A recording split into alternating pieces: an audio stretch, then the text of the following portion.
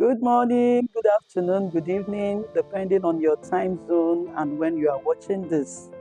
Again, my name is Charity Ibabuchi for those watching me for the first time.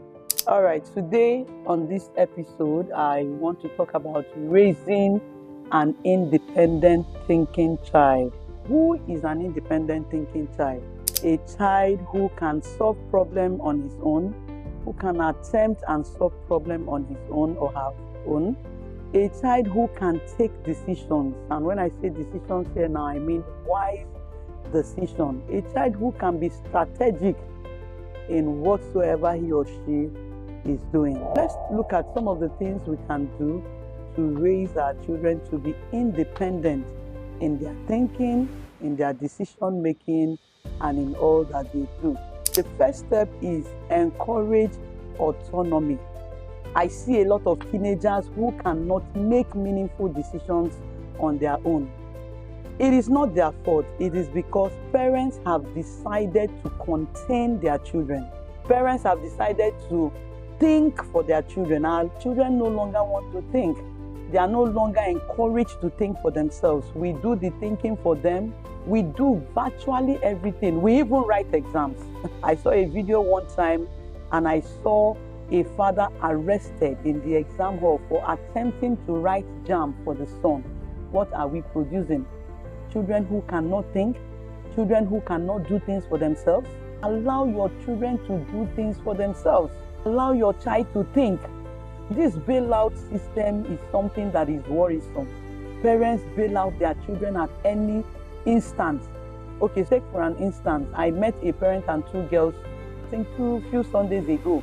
The first one is 8 and the second girl is 6. And just at the instant that I asked, what is your name? The mother is already opening her mouth to answer. And I'm like, allow her to answer. The second one, how old are you? The mother is answering already. Can't they think? Can't a girl of 6 years tell us her age or her name? But because parents do not want their children to be vulnerable, allow these children, even when they make mistakes, they learn from their mistakes and they move. Dear parents, encourage autonomy. Allow your children to think. Allow them to breathe. Allow them to do things for themselves. We are in a generation where your children cannot even go out to buy anything. We send the maid. We are busy training our mates and then our children are spoiling. Dear parents, wake up. Let that child go and buy that bread. Nobody is kidnapping the child. Let that child think for herself or himself. And even when they do mistakes, fine, teach them how to come out from mistakes immediately.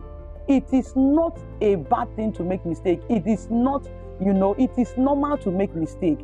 When they make this mistake, teach them how to come out, how not to dwell in their mistakes and brood over the mistakes and stay there.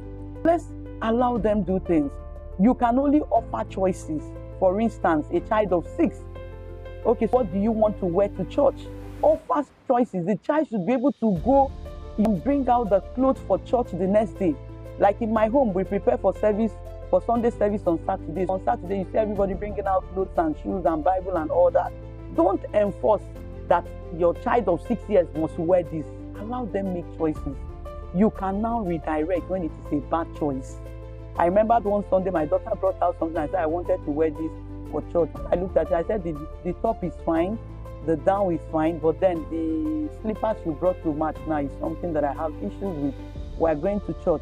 We're not going for birthday party and all that. That's redirecting.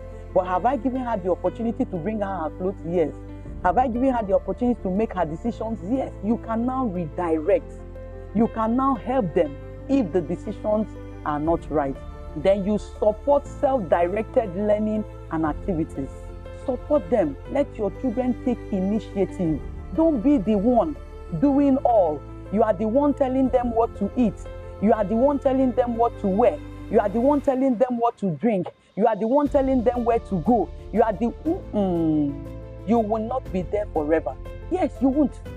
Why not allow them to make choices? Why not allow them to take decisions? Decisions that are not harmful. So please, the first thing I want to tell us is to encourage autonomy. I will see you on my next.